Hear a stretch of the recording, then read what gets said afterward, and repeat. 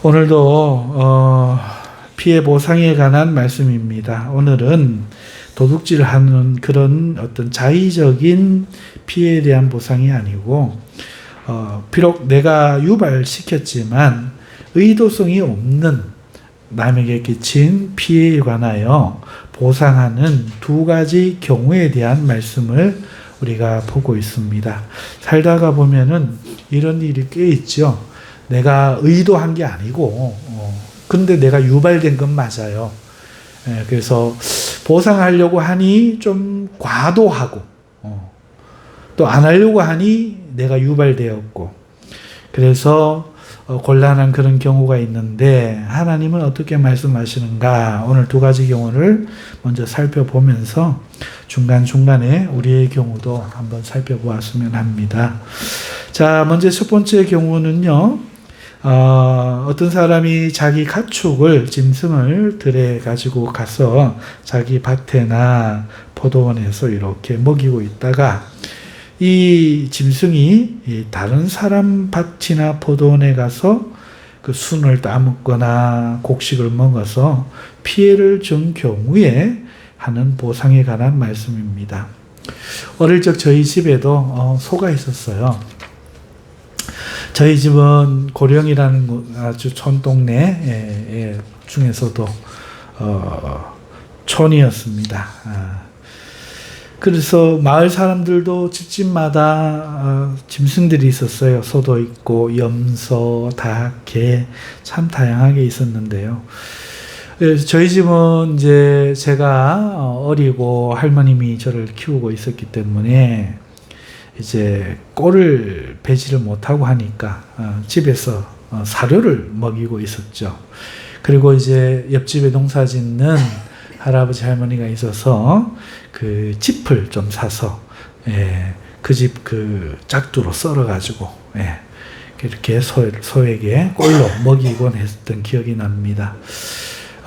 시간이 날 때 토요일이나 좀 일찍 돌아와서 시간이 날 때 소를 이렇게 고삐를 쥐고 그 옆에 이제 도랑이 있는데요. 도랑으로 나가면은 소가 그 도랑에 나가서 풀을 먹기도 하고 또 소를 몰고 나가기는 좀 도랑을 개량하고 나서는 위험해서 풀을 베어가지고 소 염을 먹는 마구에 넣어주면 소가 굉장히 즐거워하는 거 맞나요? 아무튼 신나게 평상시보다 굉장히 신나게 입을 요래요래 하면서 먹던 기억이 납니다.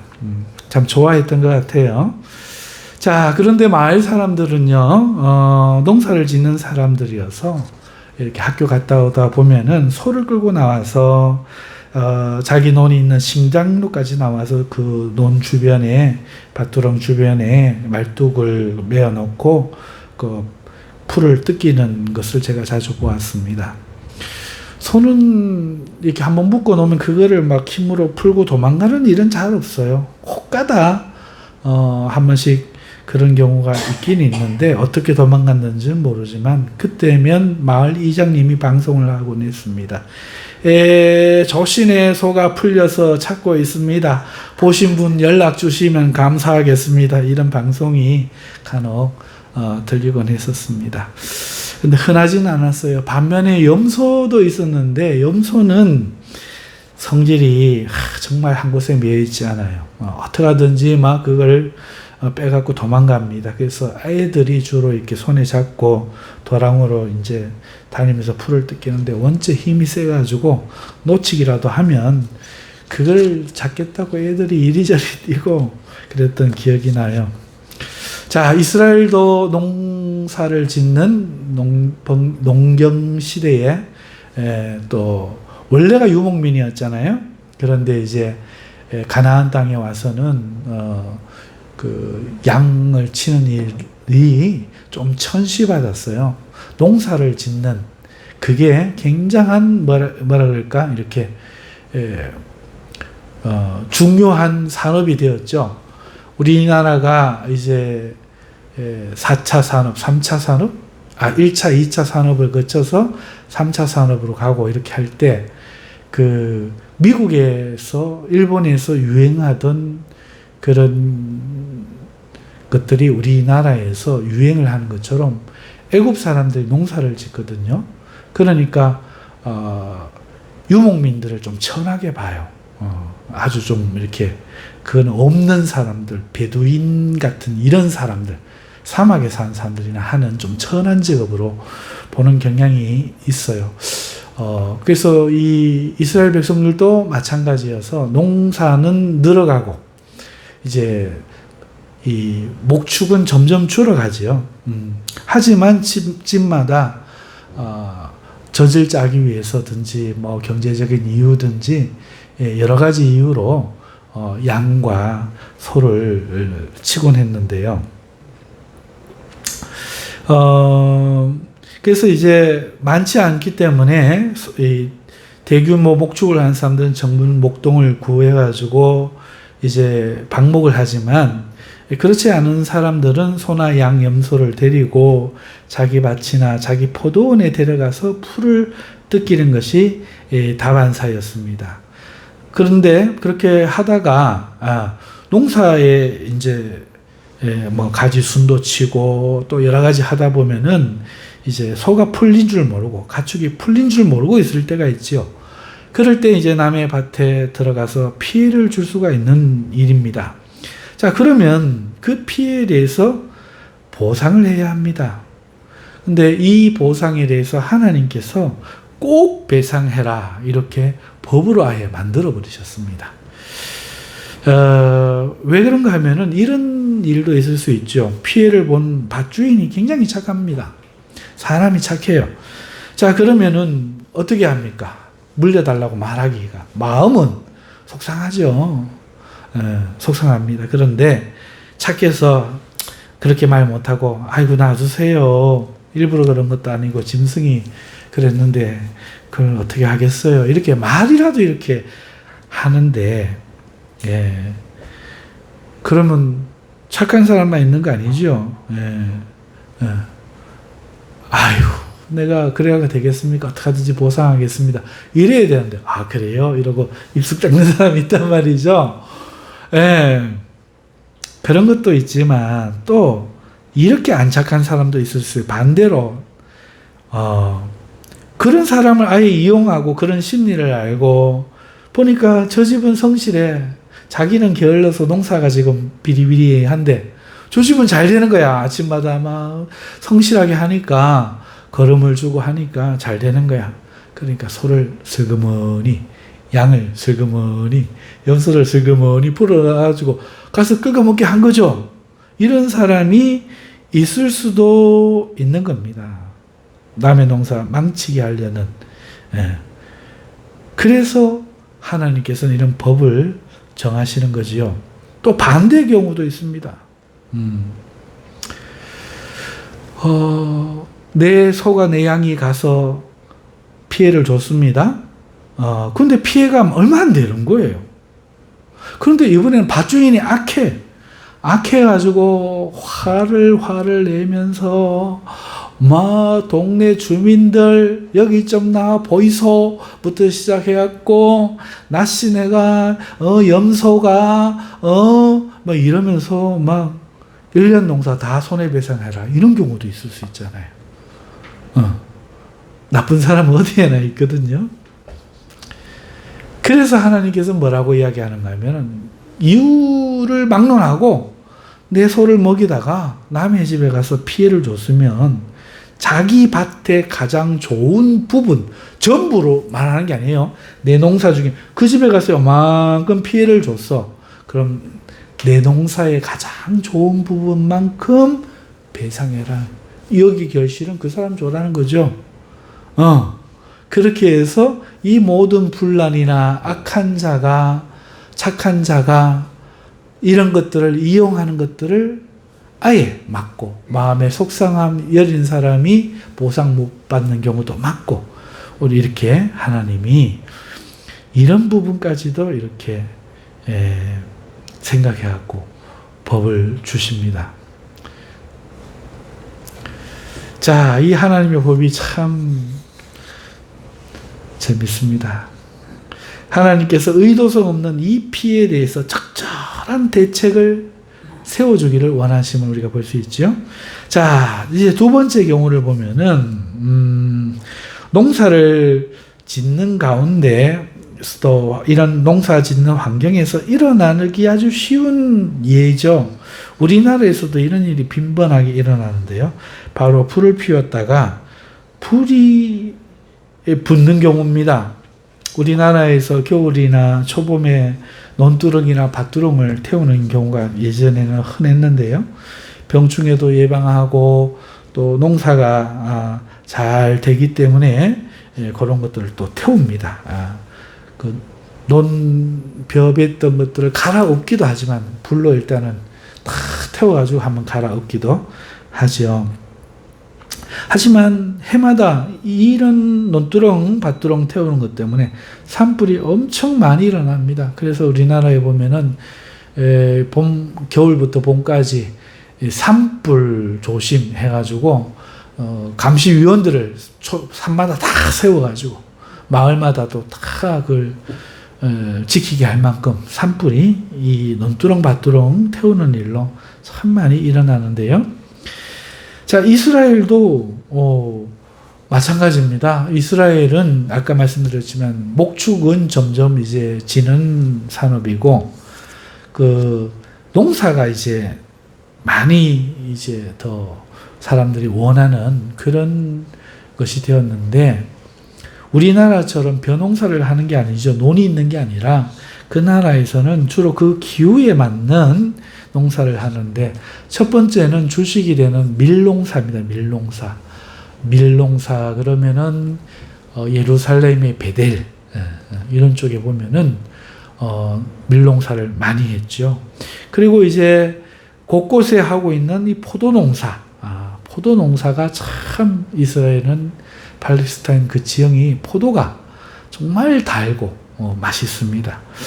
그 외에도 그 올리브 나무를 많이 심어 놓고 올리브를 많이 수확해서 그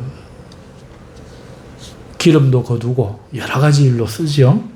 그 다음에 이제 또 한 가지 무화과 나무가 그렇게 많아요. 무화과는 마을 단위로 완전히 그 특자 가듯이 뭐 어디에 가면 참외 심고 우리나라도 딸기가 유명하고 수박이 유명하고 한 것처럼 무화과가 잘 되는 동네가 있어요. 우리나라 요 가까운 데 가면 청도에 가면은 감을 갖다 거기 심으면 씨가 없는 감이 나요. 씨가 있는 감나무를 심었는데 거기만 심으면 씨가 없는 감이 나요. 참 희한. 그래서 청도도 이제 대추 그다음에 감 농사가 참 유명한데 무화과가 그렇습니다. 그리고 석류가 또 유명해요. 석류를 많이 심어요. 그래서 이렇게 올리브 나무, 무화과, 포도, 석류 이런 것들을 심고 또 밀을 거두다 보면은 가지치기 한 나무 가지나 밀집, 찌꺼기 이런 것들이 남죠. 그러면 밭에서 이걸 태울 일이 간혹 있어요. 이걸 태울 일이 간혹 있습니다. 그리고 또 밭두럭이나 이런 데 보면은 이 팔레스타인 지방에는 가시덤불이 많아요. 가시덤불. 그래서 가시덤불도 쟁기로 밭을 갈기 전에 이 가시덤불을 거두어서 다 불에 태워야 되는데 이제 가시덤불이 이게 마르면 막 굴러도 다니고 막 이러거든요. 그런데 밭에 이렇게 태우다가 이게 이런 것들이 가볍기 때문에 불씨가 날라서 이 가시덤불 같은 데는 잘 옮겨 붙어요. 그리고 가벼워서 불부터 이제 후 날라도 잘 날라도 가요. 그러면은 이게 이제 불이 번지는 거예요. 근데 옆집에 아직 곡식을 거두어서 들이지도 못했는데 또 타작은 했지만 이 집단이라든지 낯가리 같은 거 이런 것도 아직 남아 있는데 여기에 붙으면 이게 큰일이 나는 겁니다. 자, 조금 피해를 보면 다행인데 1년 농사를 지어놔 놓고 불이 붙으면은 금방 끄면 다행이지만 금방 못 끄면은 이게 한 해 농사를 다 망치는 거죠. 아주 심각합니다. 자, 이때 하나님께서는 불러온 자가 반드시 배상하라고 말씀하십니다. 여러분, 바람이 불어서 그런 거 어떻게 해요? 나는 조심했죠. 하지만 그런 핑계를 댈 수 없게 하시는 거죠. 변명 못하게 하시는 거죠. 반드시 불러온 자가 배상해라. 이렇게 하심으로써 처음부터 불러놓는 사람이 오늘 바람이 많이 부니 하지 말자. 오늘은 방벽을 단디 쌓아가지고 여러 사람 식구들 모아가지고 대비해갖고 하자. 이렇게 처음부터 이런 사고가 일어나지 않게 예방하도록 하시는 겁니다. 내 것 찌꺼기 좀 태우자고 남의 재산을, 농사를 망치면 안 되겠지요. 하나님께서 이 두 법을 우리에게 주심으로써 하나님께서는 우리 삶에 일어날 수 있는 그 사소한 실수들에 의한 그 피해마저도 우리가 경각심을 가지고 배상하는 책임의식을 가지고 살기를 하나님께서 원하신다 하는 것을 우리가 알 수 있습니다.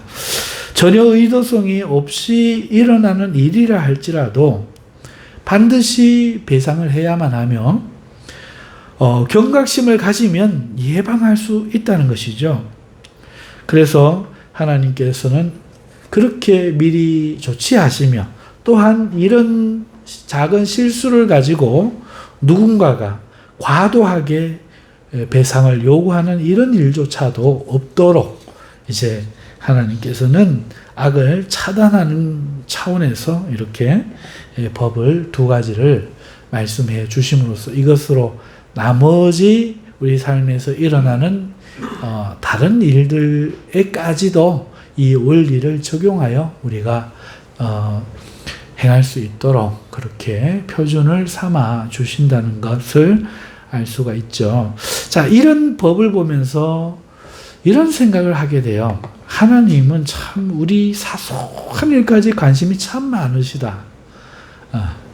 뭐 낯가리 불태우는 거, 속을 뜯어먹는 거, 배상하는 거, 뭐 하나님 나라를 가져와서 사탄의 나라를 멸하고 막 이런 뭐 큰 전쟁 이런 거 이야기하실 것 같은데 구약의 우리 하나님께서 이런 사소한 일까지 정치, 철학 뭐 이런 것도 아니고 이런 사소한 일까지 참 관심이 많으시구나. 그리고 그런 사소한 일은 한 사람 한 사람이 겪고 경험할 수 있는 일반적인 이런 일들이구나. 내가 예배 중에 아프면 하나님 관심이 있을 수 있어요. 그거. 하나님 그거 예배 시간을 저 시간에 드리는 게 좋을까? 하나님 그런 관심이 있을 수 있다니까요.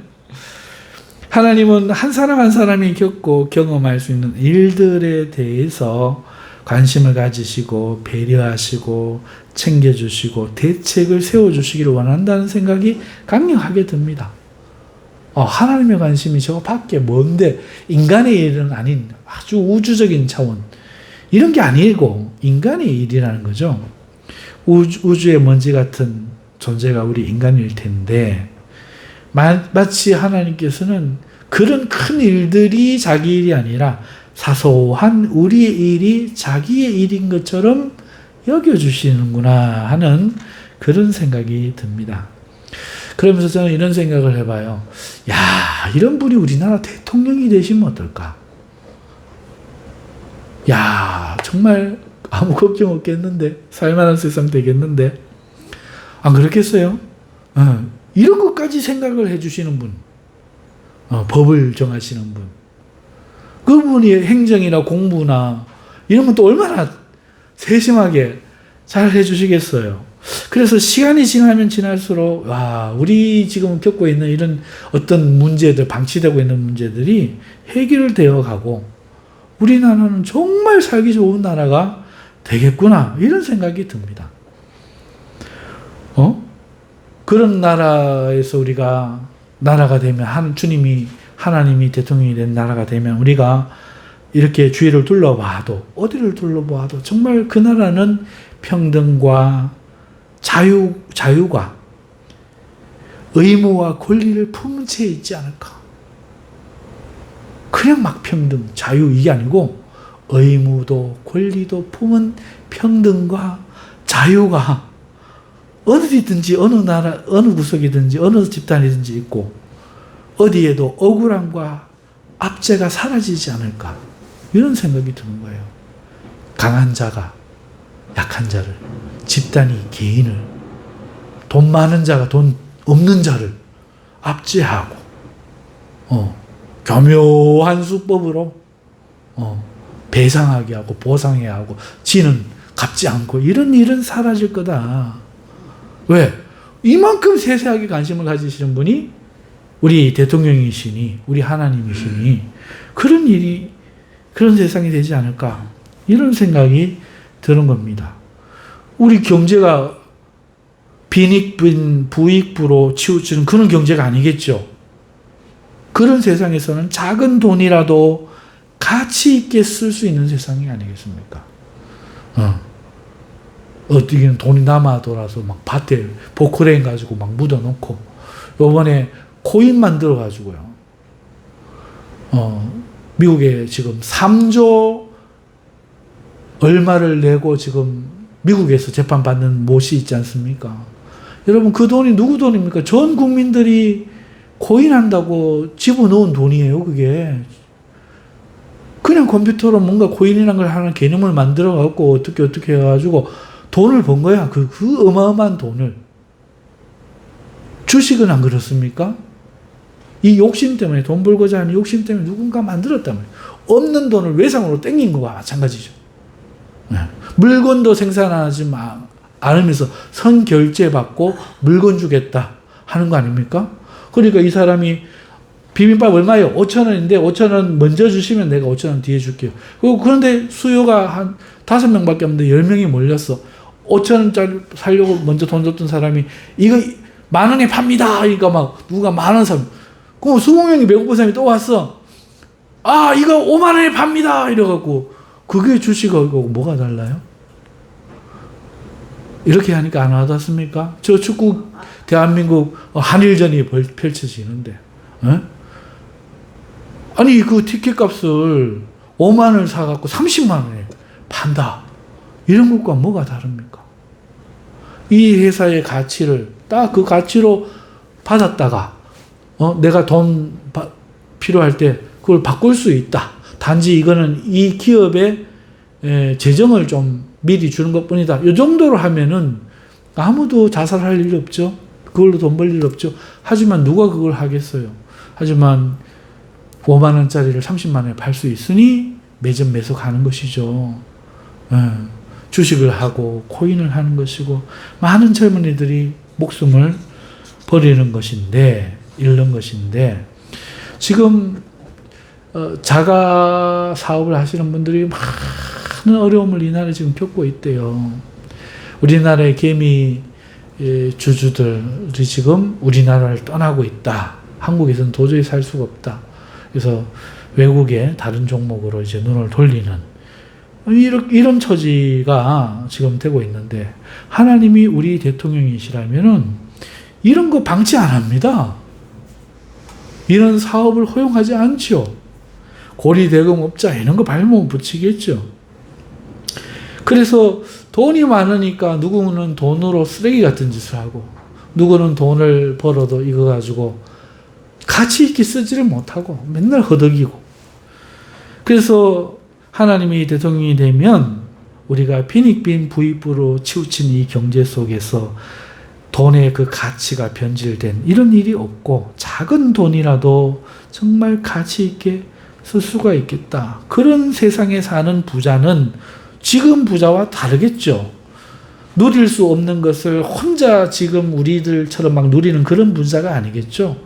모든 사람이 자기만이 부자만이 누릴 수 있는 이 기회를 다른 사람도 누릴 수 있도록 부자들이 만들어가는 그런 섬김의 세상이 될 것이라 저는 믿습니다. 무슨 말인가? 그런 사람이 어디 있겠나? 막 이런 마음 드시죠? 아니에요. 이거 우리 있었던 얘기예요. 3, 40년 전에, 4, 50년 전에.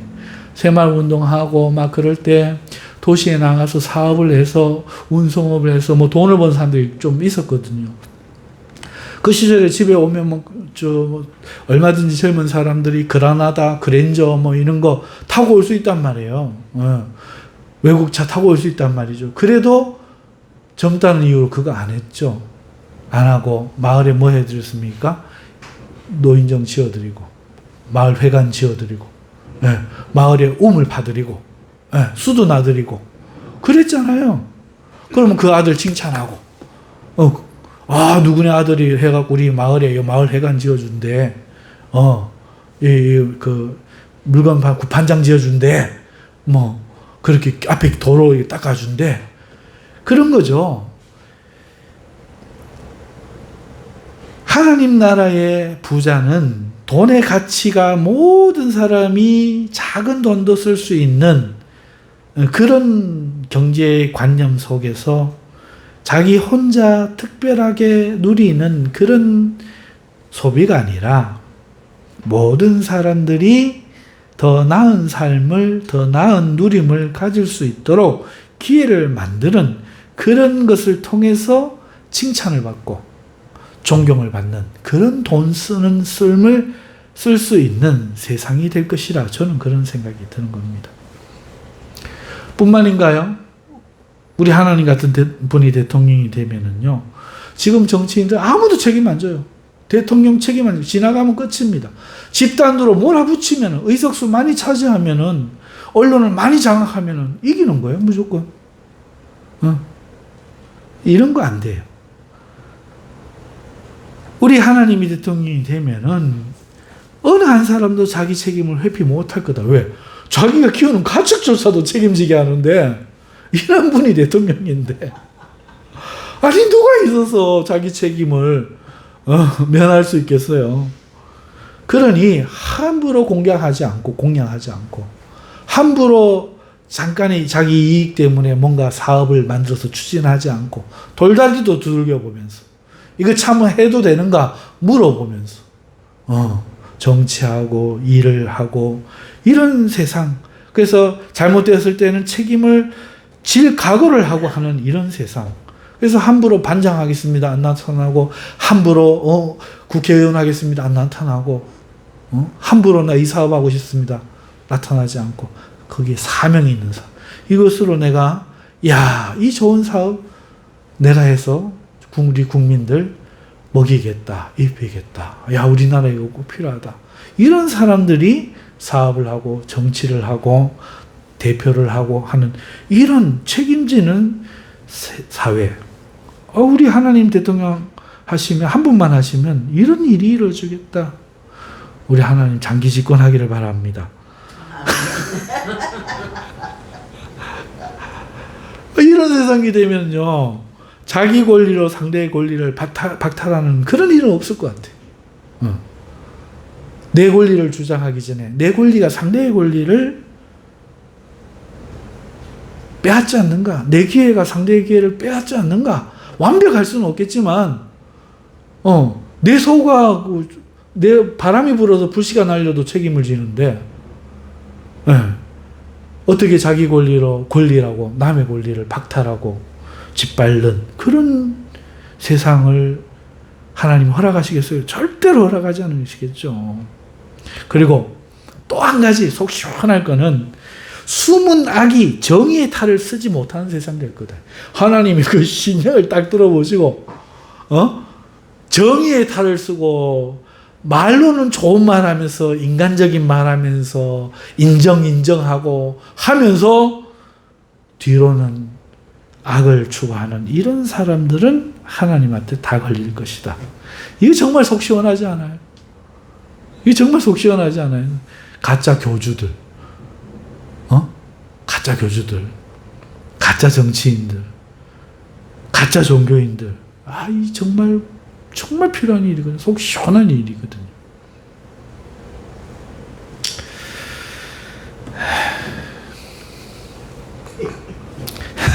하나님께서는 누구보다 더 많이 우리가 힘써 살만한 세상이 되도록 대통령이 되시면 노력하고 또 노력하실 것 같아요. 믿어지십니까? 하나님이 만들려고 하는 세상은 우리가 놀고 먹는 세상이 아닐 거예요. 놀고 일 안 하고 있어도 한 달에 20만 원씩 줄게, 50만 원씩 줄게, 이런 세상이 아닐 겁니다. 누구라도 기회가 제공될 수 있는, 그리고 돈만 번다고 되는 것이 아니라 자기 가치를 인정받을 만한 노력을 할 수 있는 기회가 제공되는 그런 세상을 만들기 위해서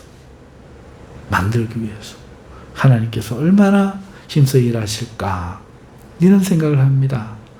이런 사소한 의도성 없는 것에도 우리를 배려하시고 대책을 세우시는 그 하나님이라면 우리에게 지극한 관심을 갖고 있기 때문에 오늘 우리가 장차 맞을 하나님의 나라는 이런 나라가 되지 않을까. 할렐루야! 오늘 그냥 대통령으로만 와도 그렇게 될 것 같아요. 내 생각에. 제가 이게 좀 생각이 좀 과하게 막 건너뛰는 부분이 있습니까? 없지요. 아주 그냥 사소한 이 차원에서의 이야기를 말씀드린 거예요. 그런데 신적인 차원에서 펼쳐질 저 세상은 얼마나 좋겠어요. 얼마나 좋겠어요. 사랑하는 성도 여러분, 오늘 우리가 두 절 딱 읽고 우리가 하나님에 대해서 잠시 생각해 봤는데 우리가 정리를 하면서 이런 생각을 한번 해봐요. 자, 이 땅은 그런 하나님의 나라와 달라요. 이 땅을 살아가는데 우리는 하나님의 백성이란 말이죠. 그러면 이 땅에서 하나님의 백성으로 하나님의 나라에 들어갈 우리가 그 하나님 나라의 삶을 미리 살아간다는 것, 이게 성도 아닐까요? 우리가 이 땅을 살면서 하나님의 백성이 될 그 준비, 그 연습을 하면서 살아간다는 이 의미는 무엇일까요? 언젠가 그런 하나님 나라에서 그런 하나님을 왕으로 모시고 살 것이기 때문에 오늘 우리가 미리 주어진 이 하나님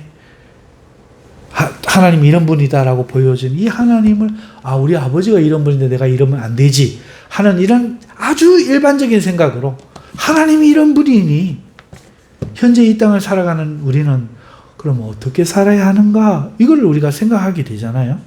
그렇죠?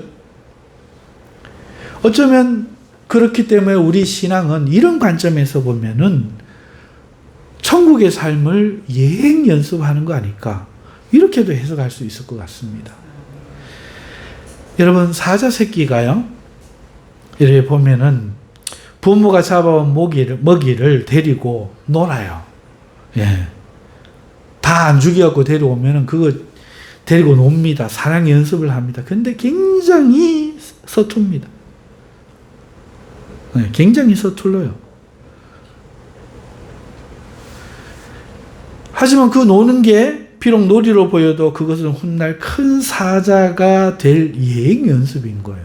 그렇게 사자는 자라는 거죠. 여러분 이스라엘 백성은 광야를 40년 동안 지나면서 가나안에 들어가서 살 연습을 미리 했습니다. 네. 지금 천국에 가서 주무시려고 미리 여기서 주무시는 거 아니죠?